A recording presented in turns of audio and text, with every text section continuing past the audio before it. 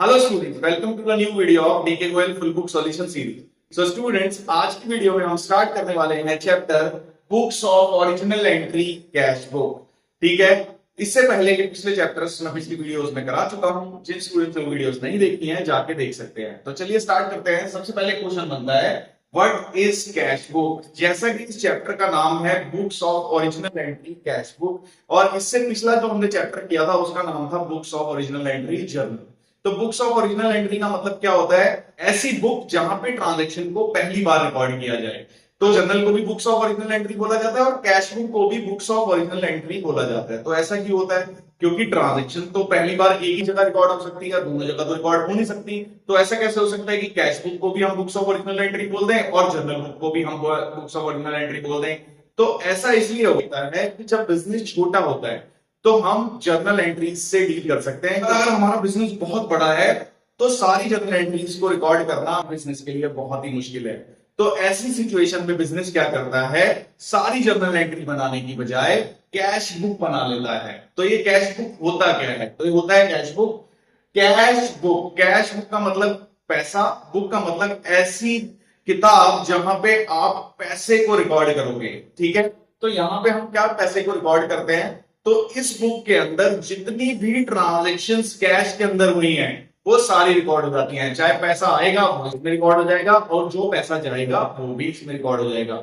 जैसे कि ये एक बुक है तो इसके अंदर हमें दोनों साइड रिकॉर्ड नहीं करनी पड़ती। लाइक जर्नल एंट्री के हमें दोनों साइड रिकॉर्ड करनी पड़ती है। यहाँ पे हम एक साइड को रिकॉर्ड करते हैं, एक साइड अपने आप ही रिकॉर्ड हो जाती है। मींस कैश वाली साइड अपने आप रिकॉर्ड हो जाती है, हम दूसरी वाली साइड को रिकॉर्ड करते हैं। तो ये हमारे लिए थोड़ी सी आसान पड़ती है। तो कैश बुक बनाने से बिजनेस का बहुत सारा टाइम बच जाता है, इसीलिए इसको बुक्स ऑफ ओरिजिनल एंट्री भी बोला जाता है। क्योंकि जब आप कैश बुक बनाओगे तो कैश की जितनी भी ट्रांजैक्शन होंगी उनकी जर्नल एंट्री करने की जरूरत नहीं है। क्या करेंगे? सिर्फ कैश बुक बनाएंगे।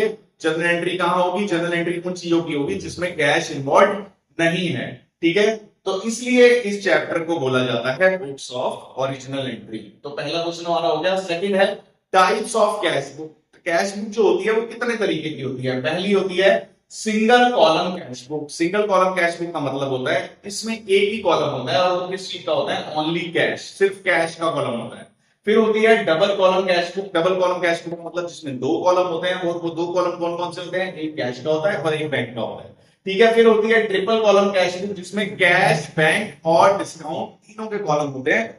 पर ये हमारे 11th क्लास के सिलेबस में नहीं है। ट्रिपल कॉलम वाली कैश बुक जो है वो हमारे सिलेबस में नहीं है, तो हम इसको नहीं करेंगे। थर्ड है पेटी कैश बुक। पेटी का मतलब होता है स्मॉल। तो ऐसी कैश बुक जहां पे स्मॉल एक्सपेंसेस को रिकॉर्ड किया जाता है उसे बोला जाता है पेटी कैश बुक।